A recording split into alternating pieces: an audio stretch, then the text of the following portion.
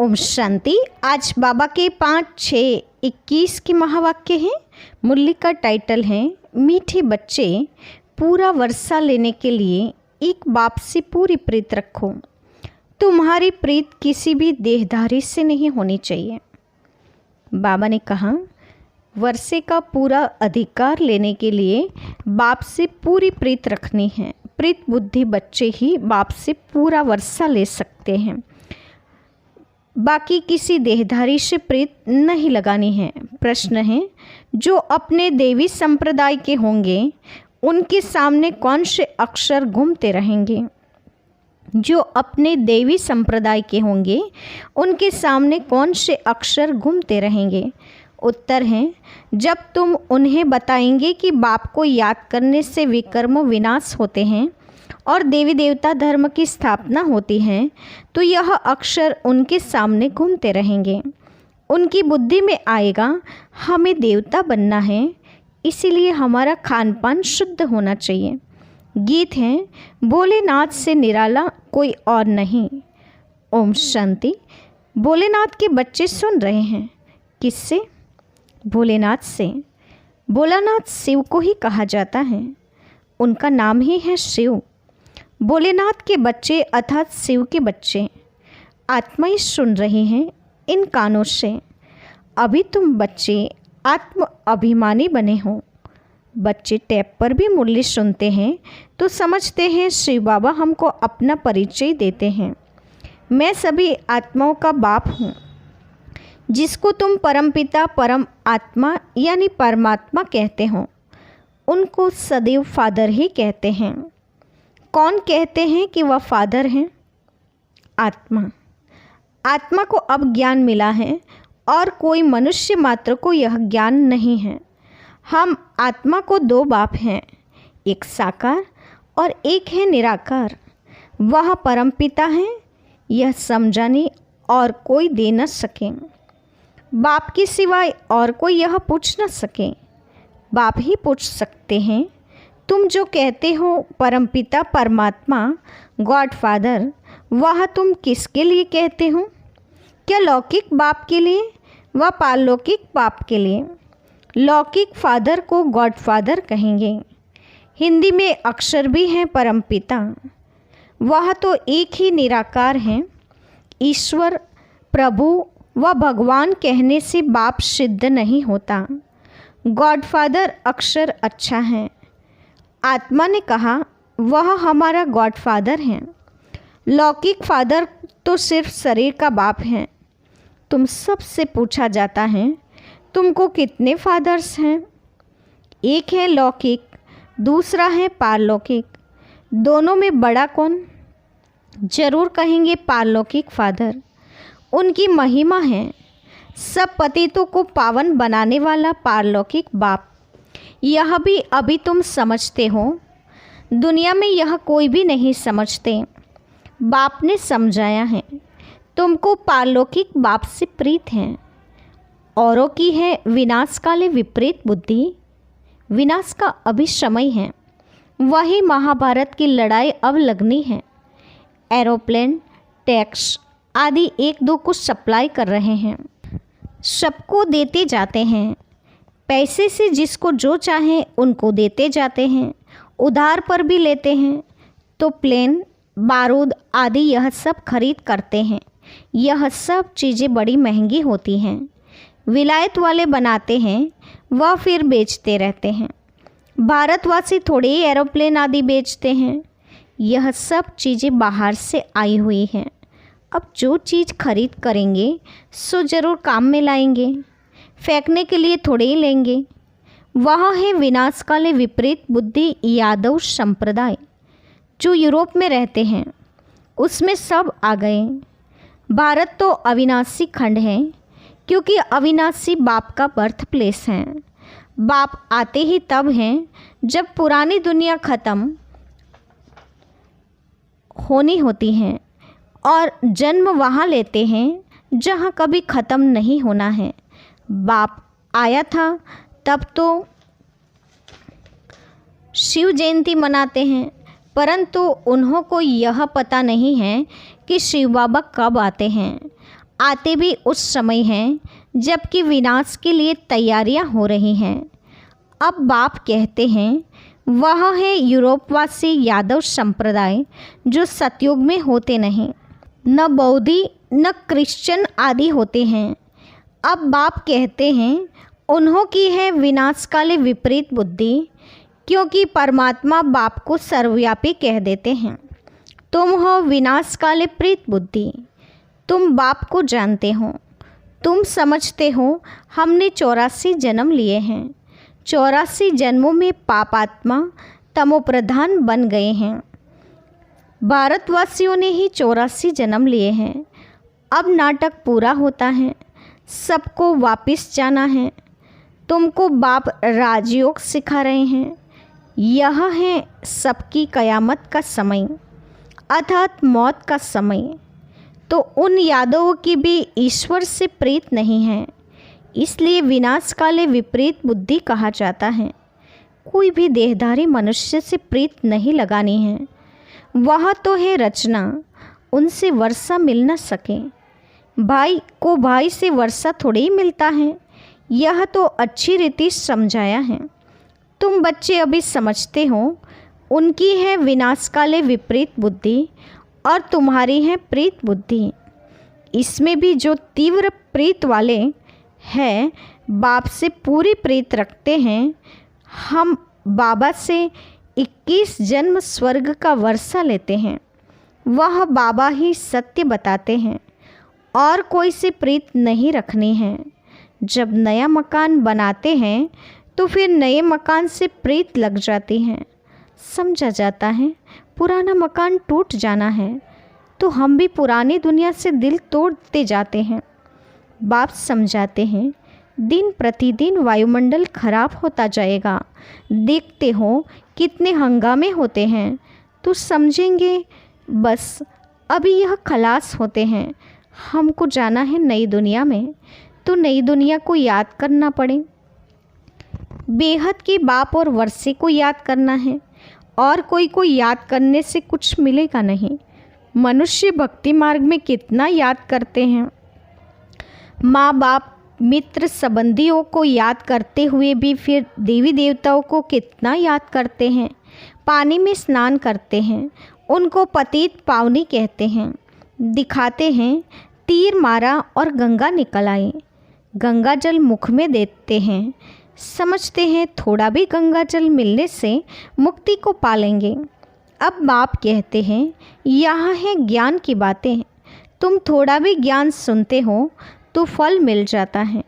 यह ज्ञान सुनने की बात है, अमृत पीने की चीज़ नहीं है। यह नॉलेज है।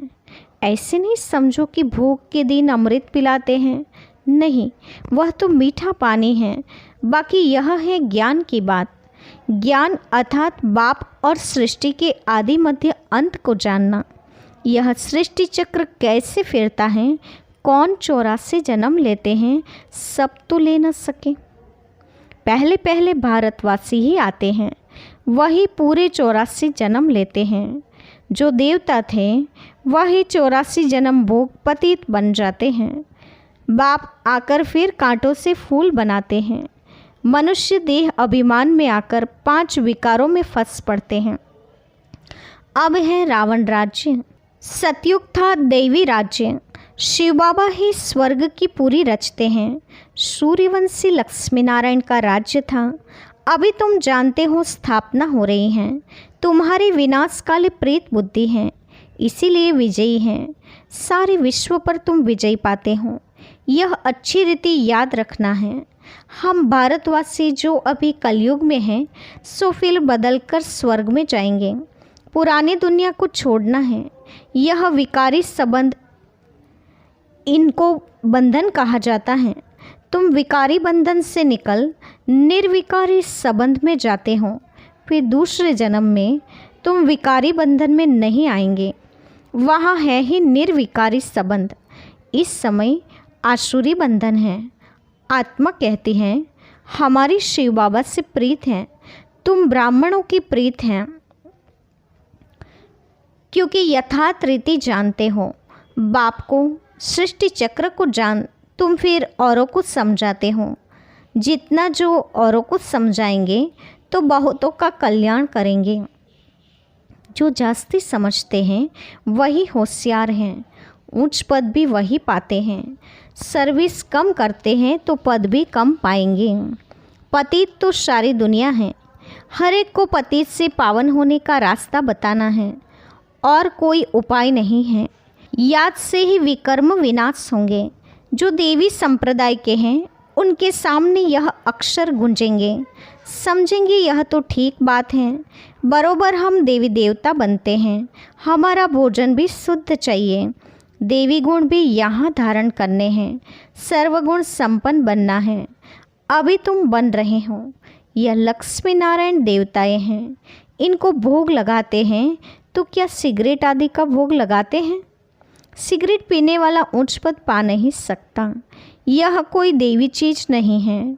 सिगरेट पिएंगे व प्याज लहसुन आदि खाएंगे तो और ही गिर जाएंगे। कहते हैं यह छोड़ने से तबीयत खराब हो जाती है। बाप कहते हैं शिव बाबा को याद करो, यह आदतें सब छोड़ दो तो तुम्हारी सद्गति होगी। सिगरेट की आदत तो बहुतों में रहती है, समझाने दी जाती है। देवताओं को कभी भी यह भोग नहीं लगाया जाता है, तो तुमको इन जैसा यहाँ ही बनना है। तुम छीछी चीज़ें खाते रहेंगे तो वह बास आती रहेगी। सिगरेट व शराब पीने वालों से दूर से ही बास आती है। तो तुम बच्चों को देवी गुण धारण करने हैं, वैष्णव बनना है। जैसे विष्णु की संतान है, तुम विष्णु अर्थात देवी संतान बनते हो। यहाँ हो तुम ईश्वरीय संतान, यह तुम्हारा सर्वोत्तम जन्म है। देवताओं से भी उत्तम तुम हो, तुम औरों को भी उत्तम बनाने वाले हो। यह है बेहद के बाप की मिशनरी। क्रिश्चियन लोगों की मिशनरी होती है ना, अपने क्रिश्चियन धर्म में बहुतों को कन्वर्ट करते हैं। यह है ईश्वरीय मिशनरी। तुम शूद्र से ब्राह्मण धर्म में कन्वर्ट हो, फिर देवता धर्म में कन्वर्ट हो जाते हो। तुम जानते हो हम शूद्र से अब ब्राह्मण बने हैं। तुम जीते जी मरे हो, फिर जाकर देवता बनेंगे, गर्भ से जन्म मिलेगा। यहाँ तुमको बाप ने धर्म का बच्चा बनाया है, धर्मात्मा बनाने। बाप ने तुमको अपना बनाया है। बच्चों को बाप सिखलाते हैं, ब्राह्मण से फिर देवता बनते हैं। यह मनुष्य कितने ऊंचे हैं, इनमें सब देवी गुण हैं। जब तुम आत्मा पवित्र बन जाएगी तो फिर शरीर भी पवित्र चाहिए। पुराने शरीर को ख़त्म होना है, फिर तुमको शरीर नया सतोप्रधान चाहिए। सतयुग में 5 तत्व भी सतोप्रधान बन जाएंगे। बाप कहते हैं तुम शूद्र वर्ण में थे, अब फिर ब्राह्मण वर्ण के बने हो, फिर दैवी वर्ण में आएंगे। 84 जन्म लेंगे ना। ब्राह्मण वर्ण को गुम कर दिया है, अब बाप शूद्र से ब्राह्मण बनाए फिर देवता बनाते हैं। अब तुम ब्राह्मण हो, चोटी बाजोली होती है ना। अभी ब्राह्मण हैं, फिर देवता, क्षत्रिय, वैश्य, शूद्र, फिर ब्राह्मण बनेंगे। इसको चक्र कहा जाता है। अभी तुम ब्राह्मण वर्ण में हो, यह नॉलेज अभी है, फिर तो प्रारब्ध मिल जाएगी, वहाँ सदा सुखी रहेंगे। 21 जन्म नंबरवार इस समय के पुरुषार्थ अनुसार कोई राजाई घराने में, कोई प्रजा में जाएंगे। राजाई घराने में सुख बहुत हैं, फिर कलाएं कम होती हैं। तुमको 84 जन्मों का ज्ञान मिला है, स्मृति आई हैं। बाप आकर समझाते हैं, मीठे मीठे बच्चों, तुम्हारे अब 84 जन्म पूरे हुए हैं। कोई ने 84 जन्म, 80, 50 या 60 जन्म भी लिए हैं। सबसे जास्ती तुम भारतवासी सुख देखते हो। इस ड्रामा में तुम्हारा नाम बाला है, देवताओं से भी तुम ऊंच हो। तुम जानते हो हम सब पूज्य बनते हैं। सतयुग में हम किसको भी पूजते नहीं, न हमको कोई पूजते हैं। वहाँ हम है ही पूज्य, फिर कलाएं कम होती जाती हैं। हम पूज्य से फिर पुजारी बन माथा टेकते हैं। द्वापर में हम पुजारी बनना शुरू करते हैं, अंत में फिर सभी व्यभिचारी बन जाते हैं। यह शरीर 5 तत्वों का बना हुआ है। उनकी कोई बैठ पूजा करते हैं तो उसको कहा जाता है भूत पूजा। हर एक में 5 भूत हैं। देह अभिमान का भूत, फिर काम क्रोध का भूत, भूत संप्रदाय कहो अथवा आसुरी संप्रदाय कहो, बात एक ही है। बाप आकर फिर देवी संप्रदाय बनाते हैं। बाप आते हैं भूतों से छुड़ाने और अपने साथ योग लगाए देवता बनाते हैं। गुरु नानक ने भी महिमा गाई है। परमपिता परमात्मा ने मनुष्य को देवता बनाया, वही पतितों को पावन बनाने वाला है। अच्छा, मीठे मीठे सिकिलदे बच्चों के प्रति माता पिता बाप दादा का याद प्यार और गुड मॉर्निंग। रूहानी बाप की रूहानी बच्चों को नमस्ते। हम रूहानी बच्चों की रूहानी माता पिता बाप दादा को याद प्यार और नमस्ते। पूरी मुरली का धारणा युक्त मुख्य सार। पहले पॉइंट, ब्राह्मण से देवता बनने के लिए जो भी छी बातें या आदतें हैं उन सब को छोड़ना है। शूद्र को ब्राह्मण धर्म में कन्वर्ट कर देवता बनाने के लिए ईश्वरीय मिशन के कार्य में सहयोगी बनना है। शराब, सिगरेट या जो भी गंदी आदतें हैं वह निकाल देनी हैं। दूसरा, इस विनाश काल के समय में एक बाप से सच्ची प्रीत रखनी है।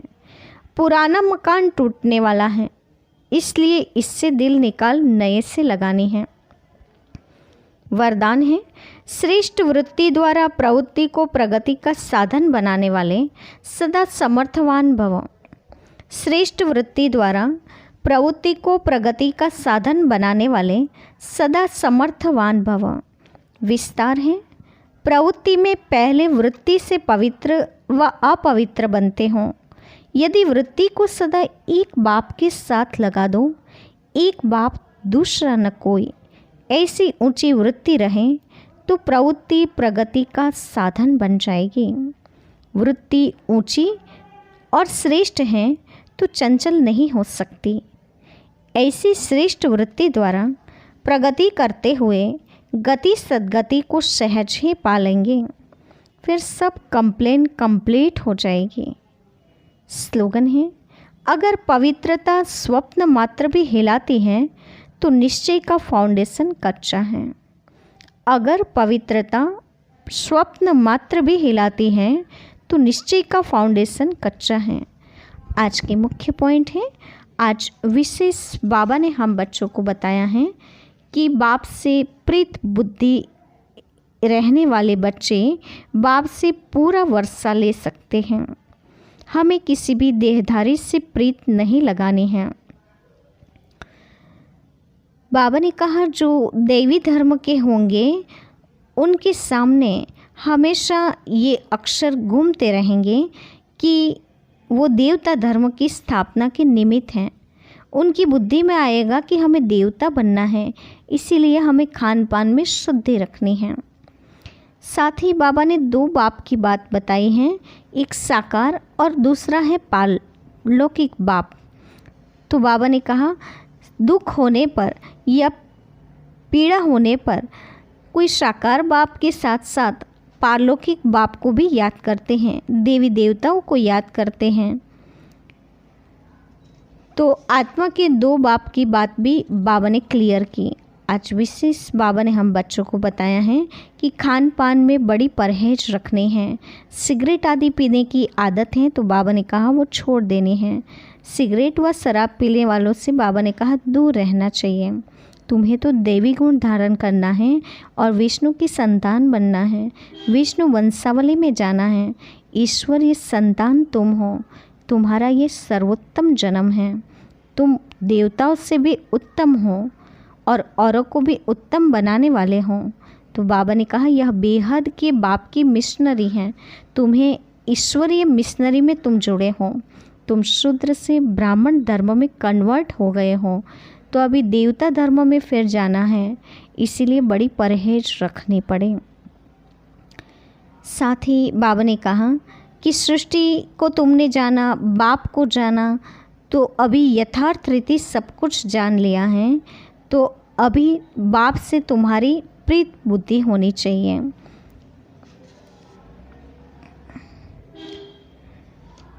बाबा ने कहा पानी की बात नहीं है। अमृत पीने से या पानी में स्नान करने से पावन नहीं बन सकते। पावन बनना है तो ज्ञान की बातों को ध्यान में रखना पड़ेगा। जितना ज्ञान धोता है उतना पानी नहीं कर सकता है। इसीलिए ज्ञान के गंगा से हम पावन बन सकते हैं। साथ ही बाबा ने कहा, देह अभिमान का भूत होता है, फिर काम और क्रोध का भूत भी कुछ कम नहीं है। इन भूतों को छुड़ाने के लिए अपने साथ बाप के साथ योग लगाने के बाद ही हम इस भूतों से स्वयं को छुड़ा सकते हैं। बाबा ने कहा, पुराना मकान टूटने वाला है, इसीलिए इनसे दिल निकाल देने हैं और अपनी वृत्ति जो पवित्र बनानी है, तब ही हम प्रगति का साधन बनाकर ऊंची मंजिल को प्राप्त कर सकते हैं। और ऐसी प्रगति से ही फिर गति और सद्गति सहज प्राप्त कर सकते हैं और कंप्लेन बन करके कंप्लीट बन सकते हैं। पवित्रता स्वप्न मात्र में भी अभी हिलाती है, तो बाबा ने कहा ये निश्चय की कमी है, अभी निश्चय का फाउंडेशन कच्चा है, ऐसा कहा जाएगा। इसीलिए स्वयं की चेकिंग भी करनी है कि पवित्रता का फाउंडेशन पक्का है। अच्छा, ओम शांति।